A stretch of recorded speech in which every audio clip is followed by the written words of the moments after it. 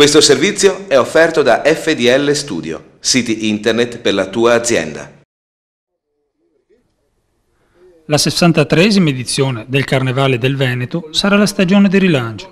Non solo quello del divertissement tipico del Carnevale, ma vuole anche essere un rilancio economico. O meglio, la speranza di un rovesciamento in positivo della situazione di crisi che il Paese sta pericolosamente attraversando. Ma ritorniamo al Carnevale 2011 e al suo programma. Quest'anno mai così intenso e comprensivo di importanti novità, anche strutturali. Quali sono? Lo abbiamo chiesto al presidente dell'associazione Carnevale Veneto, Damiano Perneccheli.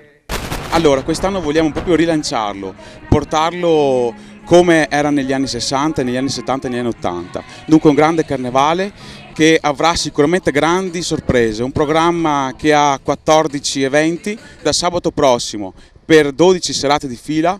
Presso il Carnival Palatenda, che è una novità del Carnevale 2011, avremo un evento ogni giorno per 12 giorni consecutivi. L'ultima giornata coincide con l'8 marzo. Abbiamo questa coincidenza con la festa della donna. Noi faremo il Carnevale e siamo tra i pochi carnevali che fanno ancora la sfiata di carri allegorici di Martedì Grasso, e poi la serata si conclude con la chiusura del Carnevale presso il nostro Carnival Palatenda, con la cena dedicata alle donne. Sarà un carnevale, un grosso carnevale. Un grosso carnevale, perché ci sarà anche una fiera per la prima volta, la prima fiera di carnevale. Se il presidente del Carnevale ha puntato le sue carte soprattutto sulla visibilità del paese, altrettanto ha fatto il sindaco Renato Modenese. Come interpreta questo carnevale?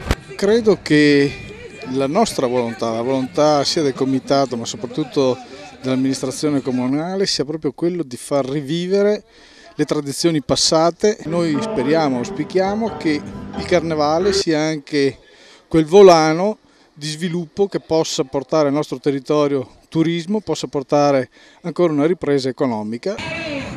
Il Carnevale del Veneto, insomma, comprende 2 settimane dove un evento tirerà l'altro ininterrottamente. Anche quest'anno il Carnevale sarà un'interruzione gioiosa per dimenticare tutti i problemi, sperando, al risveglio, di ritrovarli cambiati in meglio. Sempre naturalmente, se giove pluvio, non ci metterà lo zampino.